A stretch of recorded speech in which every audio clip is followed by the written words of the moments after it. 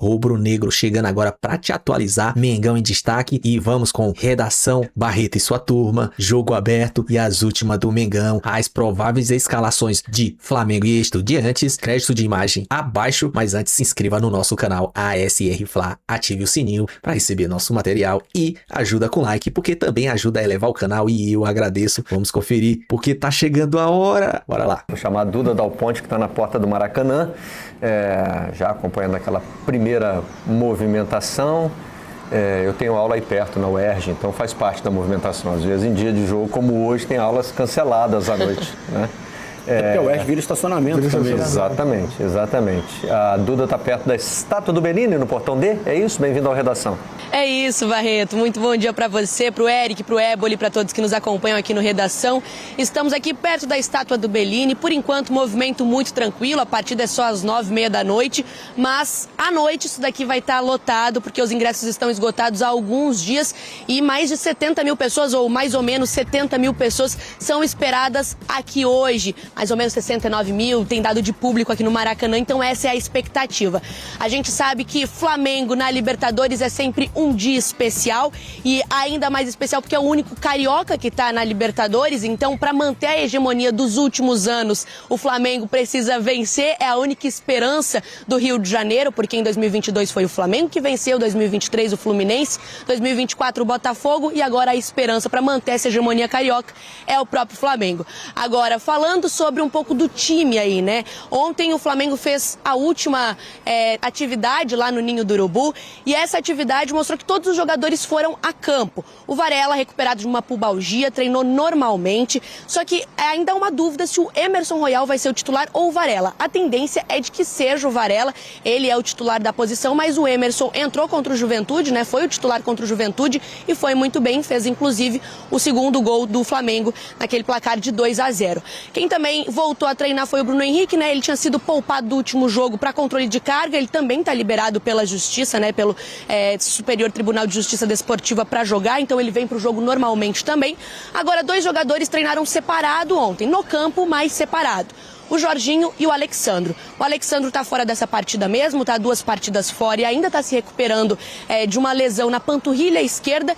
E o Jorginho muito provavelmente está fora, mas a gente ainda não pode cravar isso, porque é uma decisão que a gente ainda não conseguiu apurar, né, de como vai ser isso, porque o Jorginho quer jogar e ele tem uma mínima condição. Só que o Flamengo não quer forçar, né, a comissão técnica não quer forçar para ele não ter uma nova lesão e ficar fora por mais partidas ainda. Então o Jorginho tem uma mínima condição, mas muito provavelmente ele não vai ser relacionado e nem vem para essa partida.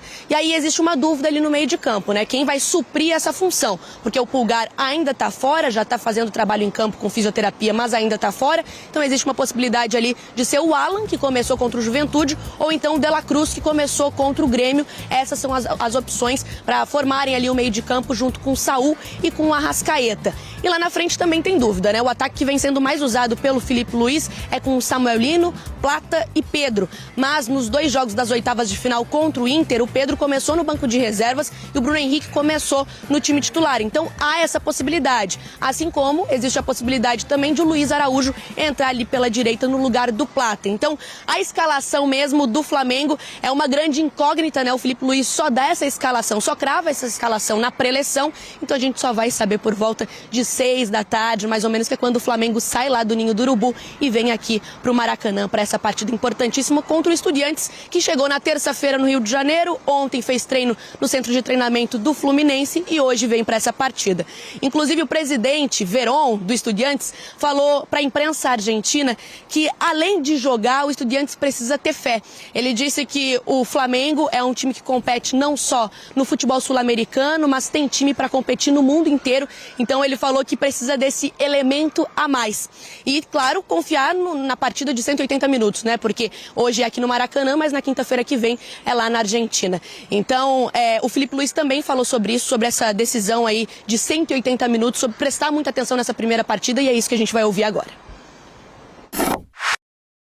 Nenhum jogo se resolve no primeiro jogo, na minha opinião. Por mais elástico que seja o placar, claro, estamos falando de como foi uns anos atrás aí, goleadas enormes. Não, mas dificilmente vai se resolver um jogo de quartas de Libertadores no primeiro jogo. Em casa ou fora de casa. Sabemos disso, porque nós temos que pensar que são 180 minutos, onde temos que estar na nossa melhor versão.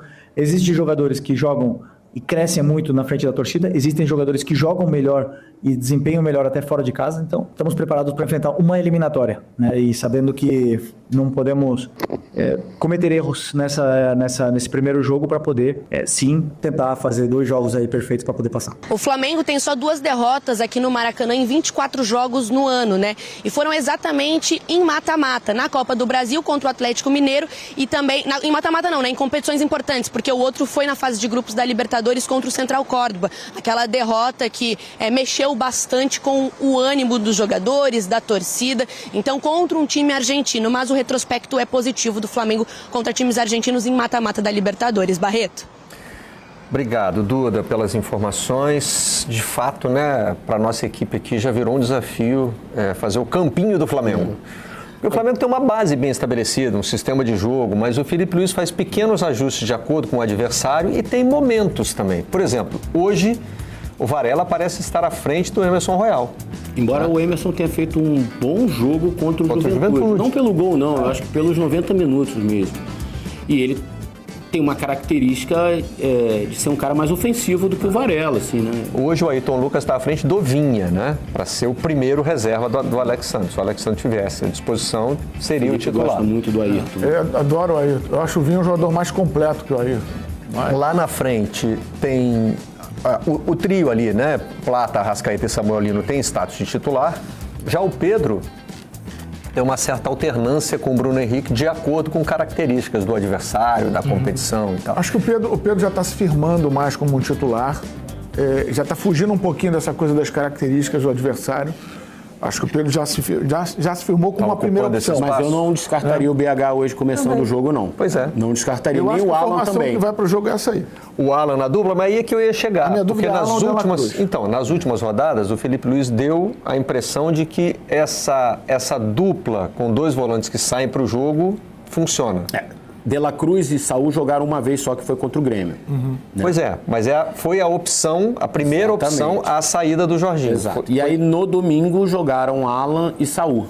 E o Alan também fez um bom jogo, embora uma outra exigência, né? Porque o Flamengo praticamente ficou com a bola o tempo todo no jogo contra o Juventude, mas assim, não comprometeu, participou bastante, distribuiu o jogo. Ele poderia ter o De La Cruz em Mas a tendência hoje... Sim, estava no banco. Opção, né? Ele não usou. Você não acha que a tendência hoje não? O Flamengo novamente empurrando. O Estudiantes vai amarrar o jogo hoje, vai travar, vai picotar, vai fazer Na terça-feira eu estava conversando com o Mansur e a gente estava debatendo exatamente essa questão do Alan e do De La Cruz.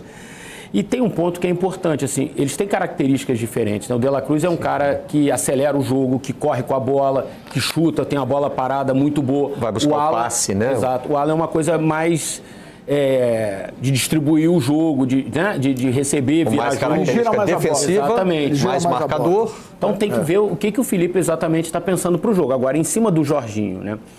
Que é um grande desfalque, na minha opinião. O Jorginho, ele treinou ontem, ele tem condições de jogar. Ele quer jogar, mas tem um ponto que é importante. Os médicos e os preparadores físicos ainda não sentem 100% de certeza de que ele não pode ter um problema de novo. Ele pode jogar e não acontecer nada, e ele pode jogar e ter um problema de novo. E aí esse problema agravar e ele tem que ficar um mês fora. Então é isso que hoje à tarde as comissões física, médica e o próprio Felipe, como comissão técnica, vão decidir se aproveitam ou não o Jorginho. Porque ele está se colocando para jogar.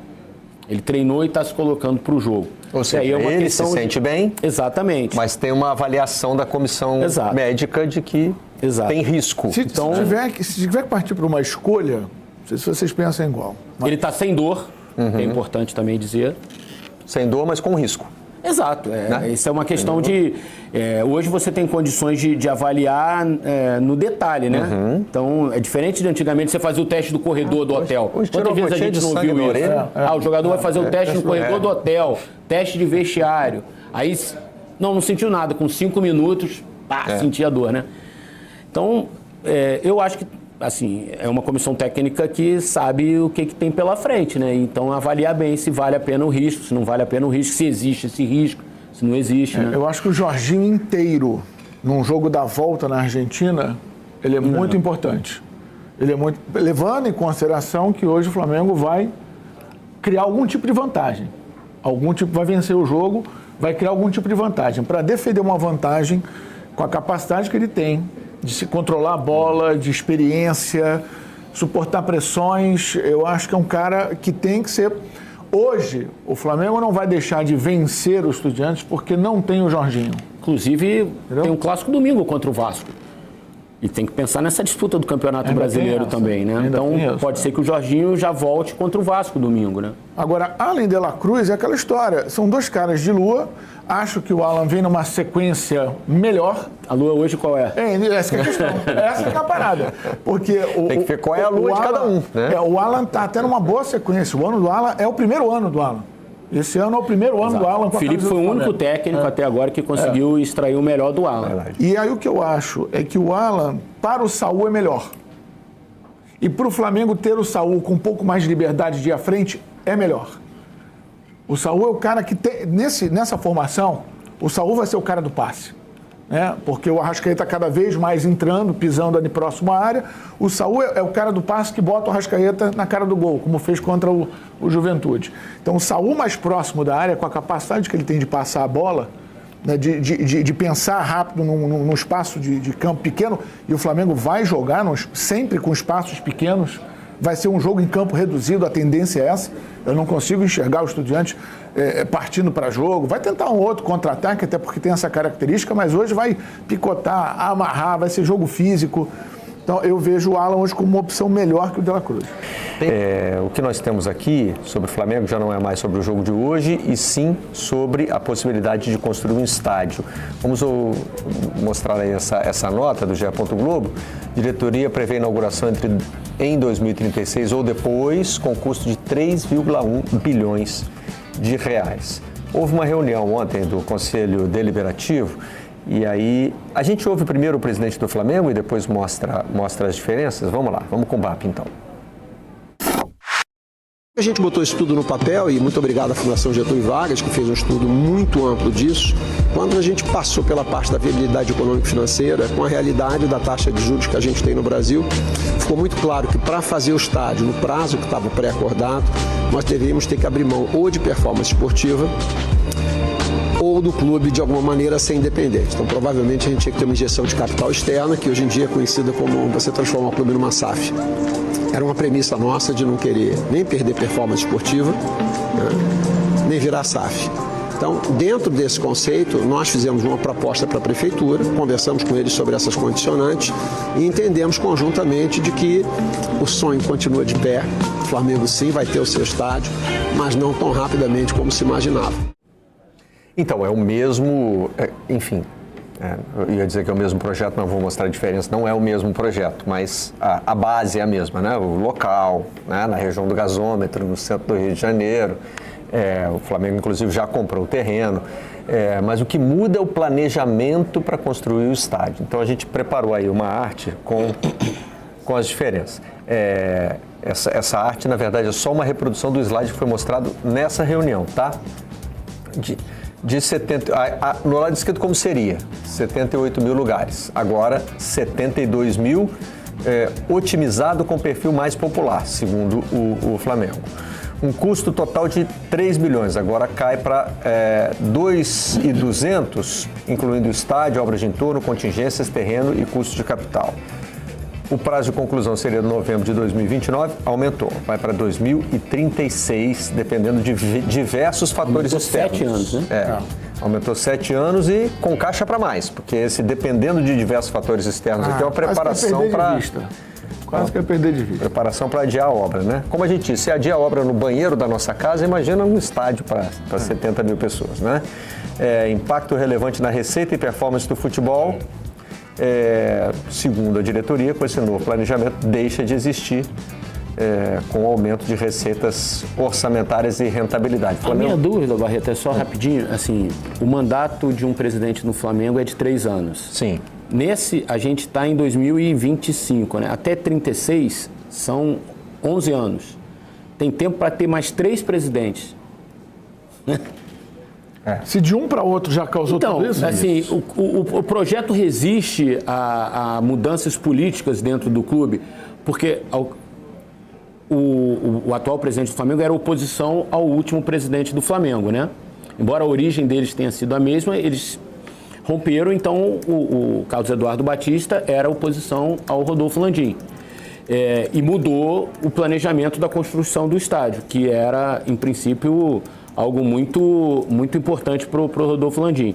Será que na próxima eleição isso muda de novo? Esse projeto que foi apresentado ontem e que o presidente acabou de falar aqui no Redação, ele é sólido o bastante para não ter interferências políticas nos próximos mandatos? É isso que eu acho que é importante. Talvez o presidente falar, o Flamengo explicar, né? É porque virou uma bandeira de campanha dos dois lados. Isso. Só queria apontar uma discrepância ali, Éboli, desculpa. Sim, claro. Porque a gente está... Na reportagem do GE e na nossa tarja, o custo apareceu com 3 bilhões. E no slide do Flamengo está 2.200. É porque a gente está contabilizando tudo, todo o gasto, que não é só na construção direta do estádio. Teve a compra do terreno também. Então chega a 3 bilhões de qualquer maneira. O que eu estava falando é que isso virou uma bandeira de campanha para anterior, colocando isso como uma promessa, de que, olha, o Flamengo, se eu seguir adiante, vai ser o Flamengo do estádio em 2029, né? Quantas vezes o Landim não usou a camisa do Flamengo com atrás 2029, né? O número 2029, simbolizando a construção, a entrega do estádio. E essa sempre questionando a construção desse estádio. Porque a construção de um estádio não deveria ser projeto de um presidente, tem que ser o projeto de um clube. Claro.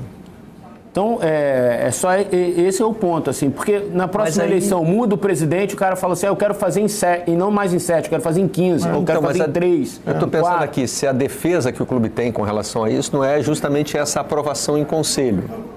Mas no outro não tinha sido. Mas se o outro conselho pode aprovar algo... Mas não tinha aprovado para 29? Então, esse é o ponto. Porque as decisões da presidência estão sendo referendadas pelo conselho nos dois casos, né? Acho que tem um ponto. Mas eu acho que assim, a única segurança, nem sei se é jurídica, nesse caso, estatutária, talvez. Foi feito um estudo encomendado por essa nova gestão, comandada pelo Carlos Eduardo Batista, que mostrou que aquela situação ela era impossível, pelo menos para esse estudo.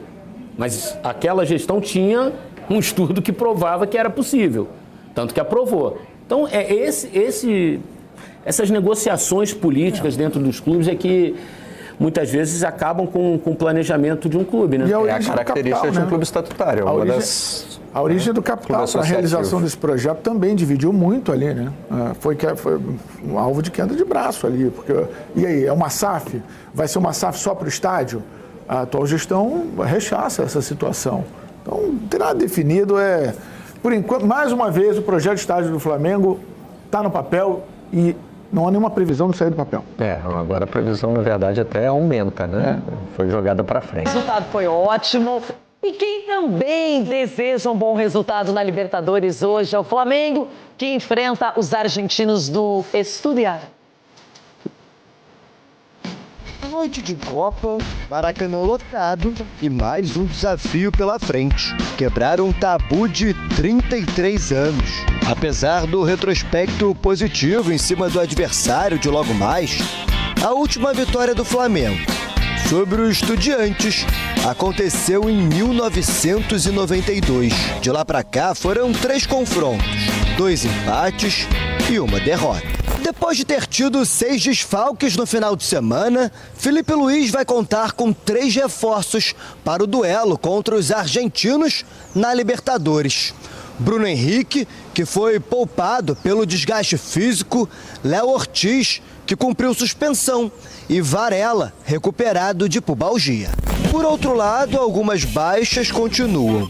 Jorginho com dores na coxa e Alexandro com problemas na panturrilha seguem fora. O mesmo serve para Pulgar, fazendo o tratamento da cirurgia no pé. O provável Flamengo vai ter Rossi, Varela, Léo Ortiz, Léo Pereira e Ayrton Lucas, De La Cruz, Saúl e Arrascaeta, Plata, Samuel Lino e Pedro. Eu joguei lá no Estudiantes, sei o que a Libertadores para Estudiantes. sabemos que no tem jogo fácil na Libertadores, não tem, seja na Argentina, seja na Venezuela, no Equador, no país que seja, sabemos da dificuldade de cada jogo. Com boa campanha na fase de grupos, classificando em primeiro, na chave do atual campeão Botafogo, o Estudiantes sustenta 4 jogos de invencibilidade no mata-mata da competição. Por outro lado, a equipe vem de 2 derrotas no Campeonato Argentino e terá desfalques para logo mais. O lateral esquerdo, Leandro Gonzalez, e o atacante Edwin Cetré, lesionados, estão fora. Flamengo e Estudiantes se enfrentam às 9h30 da noite no Maracanã. Os cariocas defendem uma forte hegemonia sobre argentinos na competição, com 25 jogos, 13 vitórias, 9 empates e apenas 3 derrotas. Eu senti na pele, como torcedor, o poder do Flamengo na Libertadores. Não gostei, não foi bacana, passou por cima, não deu chances. Agora o Estudiantes, na teoria, não é das melhores equipes da Argentina, tem história, tem tradição, mas o Flamengo, se jogar bem, se continuar mantendo o padrão, tem tudo para vencer a partida e, inclusive, se classificar nos 2 duelos, hein, Cicinho? Não, tem time para muito mais, né, Renata? O Flamengo hoje, sem sombra de dúvida, é a equipe a ser batida. O Flamengo ele só perde para ele mesmo. Então já provou complicações, né? Não, provou complicações na primeira fase, nessa questão de posicionamento, também de empenho. Acredito que hoje não vai acontecer isso não, e o Flamengo vence bem. Bom, tá aí o vídeo e você vê que, cara, é unânime, todo mundo tá dizendo que o Flamengo é favorito, mas cara, se tudo ocorrer normal, vai dar. Só dá algo negativo, ruim pro Flamengo, se tudo sair do eixo. Querer esnobar, tem que entrar com respeito com o time, porque se não acontece lá com o Central Córdoba, mas eu acredito que não, porque o time tá afiado, e o Felipe ele tem um time na mão, vestiário, tudo. E é tão tal que o Flamengo tá afiado, eles mesmo, o Verón, que é o presidente, foi lá e falou que o Flamengo é absurdo e o time dele precisa também ter fé, além de jogar. Impressionante, né? Mas vocês viram aí as escalações de Flamengo e de Estudiantes, as prováveis, lógico, pode haver mudança, vai ser só definido 1 hora antes, ou já foi definido, mas ele só divulga 1 hora antes do jogo, mas enfim, vai ser sempre assim. E o Flamengo vai dominar. É isso que interessa, é levar uma vantagem elástica lá pra frente, lá pro próximo jogo, lá na Argentina, e o meu palpite é 3-0. Não foge disso, o mínimo, menos do que isso eu não vou nem rir. Beleza? O vídeo é isso aí. Se gostou, se inscreva no canal AS aí, Flá, ative o sininho, chega dando aquele like, compartilha, comenta, dê seu palpite aí. O que você acha? E aí? Tamo junto, até a próxima. Saudações rubro-negra.